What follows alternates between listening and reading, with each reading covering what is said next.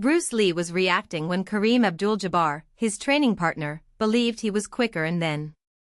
Bruce Lee and the Mirror of Truth. The gym was silent except for the rhythmic sound of Bruce Lee's footsteps gliding across the mat.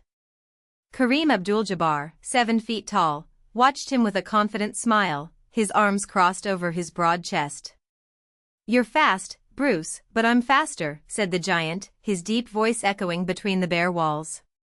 "Not on reflex. On instinct." Bruce stopped, his muscles tensed like violin strings. He knew Kareem wasn't kidding. The man was a basketball legend but also a martial arts scholar, a dedicated student who had spent years training with him. And yet, there was the provocation, a statement that challenged not just his skill, but his philosophy. "Prove it," Bruce replied, his voice low, almost a whisper. Kareem didn't hesitate. In one fluid movement, he turned his body and threw a straight punch, not with force, but with precision, aiming for Bruce's shoulder. The blow was quick, but Bruce deflected it with a slight turn of the hip, counterattacking with a side kick that Kareem blocked with his forearm. The impact made the giant retreat half a step, but his eyes glowed. "You saw the hit before I threw it," Kareem accused. "But what if I don't give you time?" Before Bruce could respond, Kareem advanced again, this time with a series of short, explosive attacks, jabs, elbows, knees, each movement a split second faster than the last. Bruce defended himself, but felt the pressure. Kareem wasn't fighting like a giant, he was fighting like a predator, using his wingspan to close gaps, forcing Bruce to retreat. "You're reacting," Kareem growled through his teeth. "But true speed isn't reaction.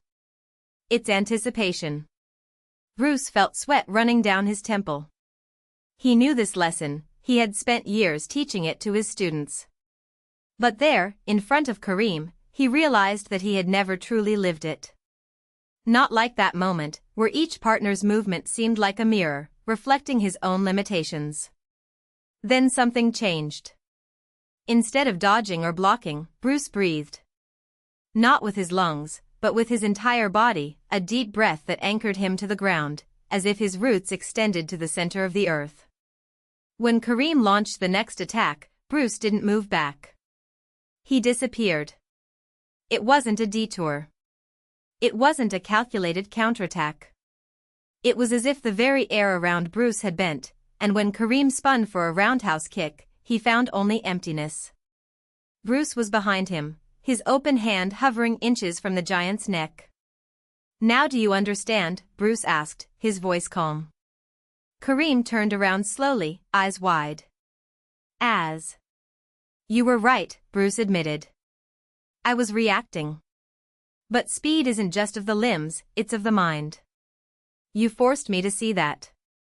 Kareem let his guard down, his chest heaving. "So, I won." Bruce laughed, a light, genuine sound. "No. You made me better. And that's more important." The two stared at each other for a long moment, the challenge transformed into something greater, a lesson neither would forget. Kareem extended his hand, and Bruce shook it, sealing not just a truce, but the mutual recognition that, in martial arts, true victory lay not in overcoming another, but in overcoming oneself. And so, without another word, they returned to training.